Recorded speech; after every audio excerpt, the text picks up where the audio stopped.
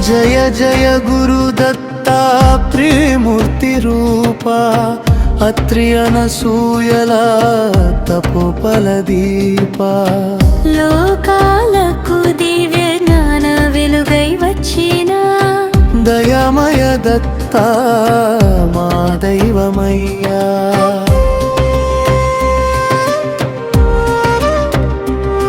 అనసూయమ్మ పవిత్ర భక్తి తేజములో అత్రి మహర్షి ఘోర తపస్సు జ్వాలలో బ్రహ్మ విష్ణు శివులు ఒక రూపమై దత్తాత్రేయ స్వామిగా అవతరించిరి జననమే జగానికి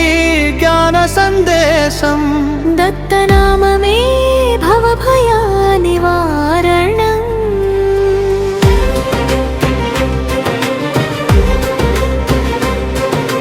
చంద్రకాంతుల వంటి కరుణ చూపులతో చిరునవ్వు నిండిన దివ్య ముఖముతో యోగి రూపంలో జగమే సంచరించి భక్తుల హృదయంలో నిత్యం వెలసెను అవధూత స్వరూప ఆనంద సాగరా అనుగ్రహదాతాది గురుదేవా దిగంబర దిగంబర శ్రీపాద వల్లభ దిగంబర దిగంబర దిగంబర అవధూత చింతన దిగంబర ఓం శ్రీ గురుదేవ దత్త ఓం శ్రీ గురుదేవ దత్త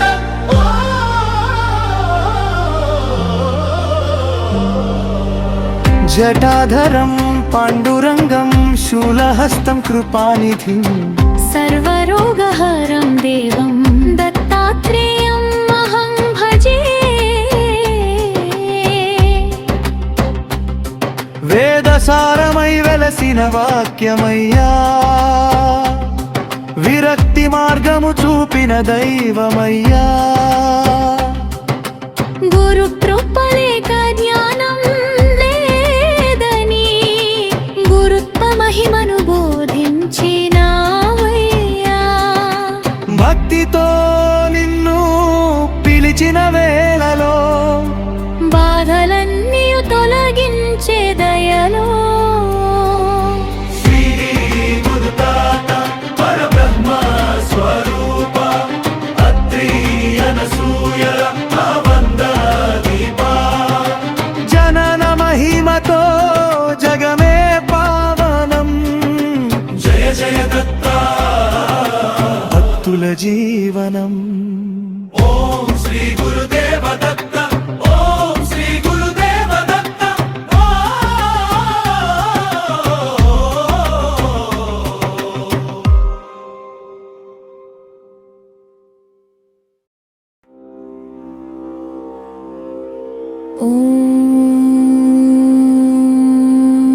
ఓం శ్రీ దత్తాత్రేయాయ నమః ఓం దేవదత్తాయ నమః ఓం బ్రహ్మదత్తాయ నమః ఓం విష్ణుదత్తాయ నమః ఓం శివదత్తాయ నమః ఓం అత్రిపుత్రాయ నమః ఓం అనసూయానందనాయ నమః ఓం అవధూతాయ నమః ఓం దిగంబరాయ నమః ఓం శ్రీపాదవల్లభాయ నమః ఓం నృసింహ సరస్వత్యై నమః ఓం योगिराजाय नमः ఓం త్రిమూర్తిరూపాయ నమః ఓం పరబ్రహ్మణే నమః जगद्गुरवे नमः ॐ भक्तवत्सलाय नमः ॐ करुणासागराय नमः ॐ दयानिधये नमः ॐ ज्ञानमूर्तये नमः ॐ भवभयहराय नमः ॐ भक्ताभीष्टप्रदाय नमः ॐ सर्वरोगहराय नमः ॐ सर्वसम्पत्प्रदाय नमः ॐ सर्वमङ्गलप्रदाय नमः ॐ शान्तस्वरूपाय नमः ॐ भोगमोक्षप्रदाय नमः ॐ आदिगुरवे नमः ॐ सद्गुरुनाथाय नमः ॐ विश्वम्भराय नमः ॐ विश्वरूपिणे नमः ॐ निरञ्जनाय नमः ॐ नित्यशुद्धाय नमः ॐ नित्यमुक्ताय नमः ॐ निराहङ्काराय नमः ॐ चिदानन्दाय नमः ॐ भक्तरक्षकाय नमः ॐ अनाथनाथाय नमः ॐ तपोमूर्तये नमः ॐ महायोगिने नमः ॐ त्रिकालज्ञाय नमः ॐ चिदानन्दाय नमः ॐ अखण्डतेजसे नमः ॐ भवसागरतारकाय नमः ॐ अज्ञानतिमिरान्धकारनाशकाय नमः ॐ सर्वदेवस्वरूपिणे नमः ॐ सर्वतन्त्रस्वरूपिणे नमः ॐ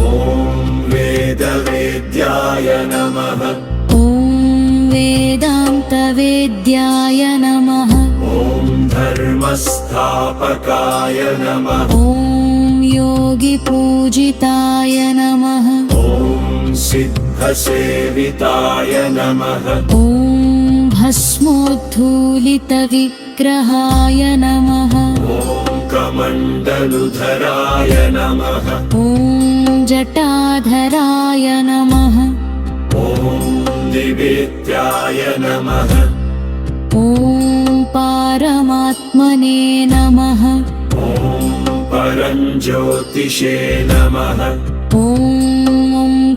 ओङ्काररूपाय नमः ॐ हंसरूपाय नमः ॐ भक्तसङ्कटहारिणे नमः ॐ कलिकल्मषनाशनाय नमः ॐ सर्वकामप्रदाय नमः ॐ सद्भक्तपालकाय नमः ॐ दिव्यमङ्गलविग्रहाय नमः ॐ शत्रुगामिने नमः ॐ नित्यानन्दाय नमः ॐ भवबन्धविमोचनाय नमः ॐ सर्वभूतहिते रताय नमः ॐ विच्युताय नमः ॐ करुणसागराय नमः ॐ दालिनेराय नमः ॐ श्रीगुरुदेवदत्ताय नमः ॐ दत्तदिगम्बराय नमः ॐ योगायुक्ताय नमः ॐ विश्वाप्तये नमः ॐ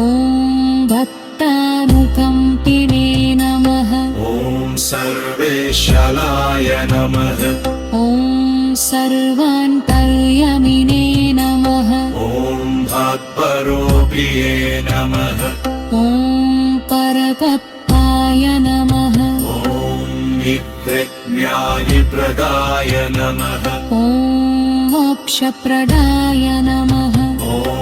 श्रीदत्तात्रेय क्षीरसागिरे नमः